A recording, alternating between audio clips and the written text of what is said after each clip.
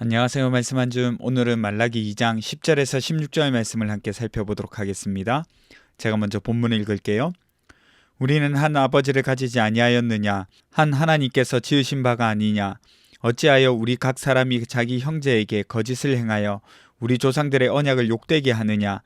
유다는 거짓을 행하였고 이스라엘과 예루살렘 중에서는 가증한 일을 행하였으며 유다는 여호와께서 사랑하시는 그 성결을 욕되게 하여 이방신의 딸과 결혼하였으니 이 일을 행하는 사람에게 속한 자는 깨는 자나 응답하는 자는 물론이요 만군의 여호와께 제사를 드리는 자도 여호와께서 야곱의 장막 가운데에서 끊어버리시리라. 너희가 이런 일도 행하나니 곧 눈물과 울음과 탄식으로 여호와의 제단을 가리게 하는도다.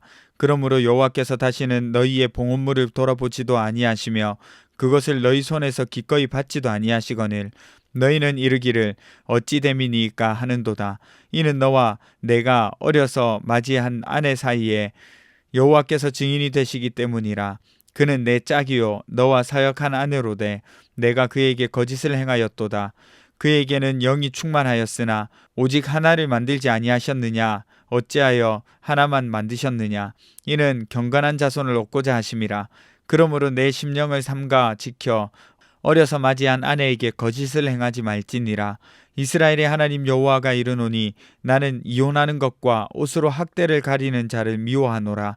만군의 여호와의 말이니라. 그러므로 너희 심령을 삼가 지켜 거짓을 행하지 말지니라. 아멘.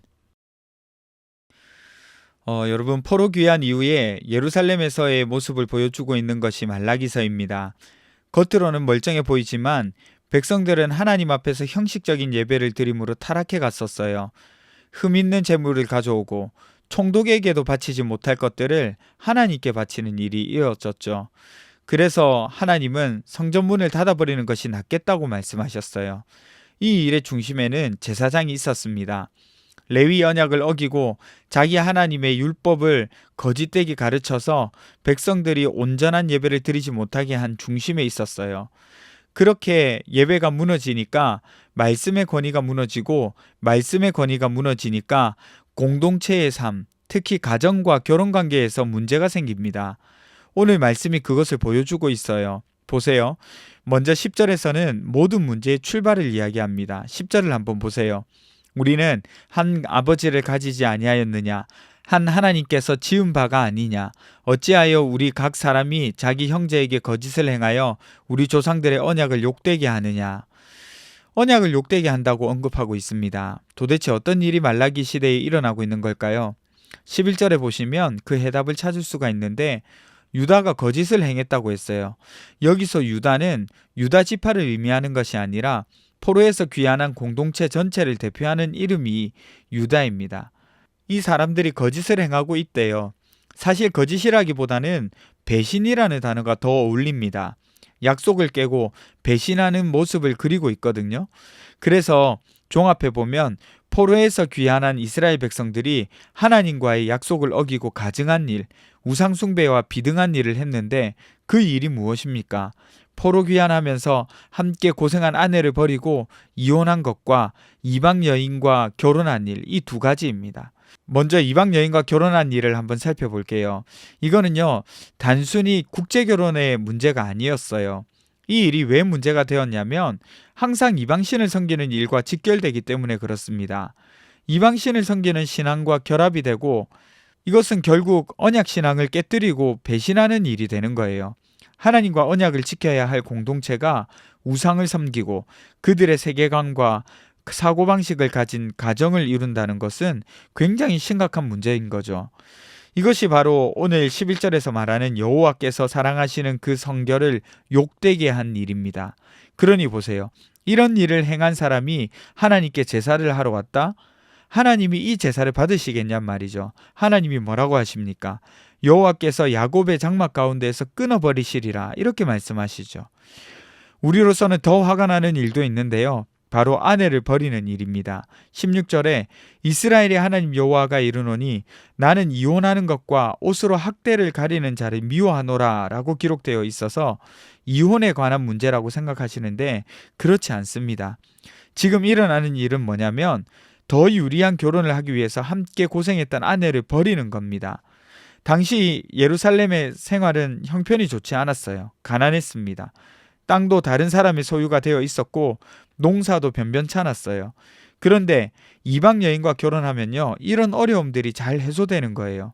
토지나 상업적인 어떤 연결고리도 괜찮았고 부유한 가문과 결혼도 할 수 있었던 겁니다. 그러니까 경제적인 유익을 보는 거죠. 그러니까 한마디로 안정적인 삶을 보장해 주는 거였습니다. 그래서 하나님 앞에서 약속하고 맺은 언약 관계를 버리고 배신한 거죠. 여러분, 아내를 맞아들일 때는 하나님 앞에서 언약하여서 하나님 앞에 약속하고 아내를 맞아들이는 거거든요. 그것도 모자라서 아내를 폭행하고 육체적으로나 정서적으로나 학대하면서 파괴하여서 당시 사회적 죽음에 이르도록 했다는 겁니다. 그러면서 교묘하게 법을 이용해서 합법적인 이혼을 한 것 마냥 당당함을 내세우는 거죠. 이런 태도가 바로 옷으로 학대를 가린다라는 말입니다. 그러니 신앙이 붕괴되는 거죠. 온전한 예배를 할 수가 없어요. 그래서 그 안에서 온전한 믿음의 자녀도 자랄 수가 없습니다. 여러분이 이제 적용해 볼까요? 여러분, 우리는 이걸 알아야 돼요. 말라기 시대의 사람들은 하나님을 완전히 떠난 사람들이 아니었다는 사실입니다. 예배도 했고요. 제사도 했어요. 성전도 찾았습니다. 하나님을 찾기도 했고요. 그런데 하나님은 그들을 꾸중하셨어요. 왜요? 하나님과의 약속, 언약보다 자기들의 유익을 선택했기 때문입니다. 하나님보다 내 삶이 더 중요해지는 순간 언약은 조금씩 밀려나는 거예요. 말씀보다 현실이 뭔가 더 설득력이 있거나 옳아 보이면 우리는 하나님께 묻기보다 나에게 어떤 것이 더 유익되는지 생각하고 따지게 되는 겁니다.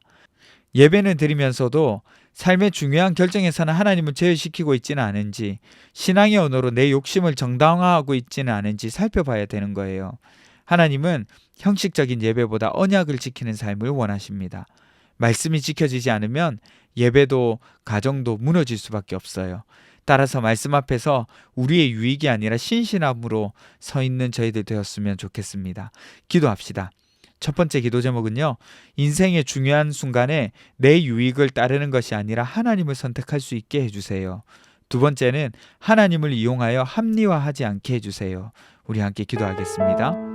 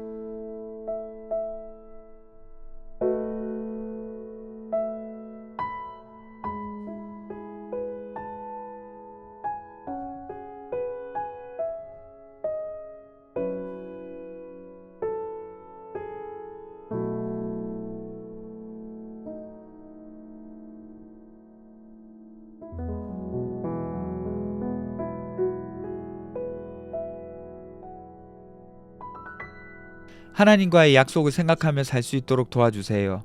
인생의 중요한 순간에도 하나님을 선택해서 하나님께서 내 인생을 책임져 주실 것을 기대할 수 있게 해주세요.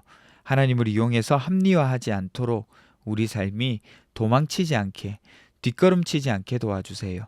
감사드리며 걸어가신 예수님 이름으로 기도드립니다. 아멘.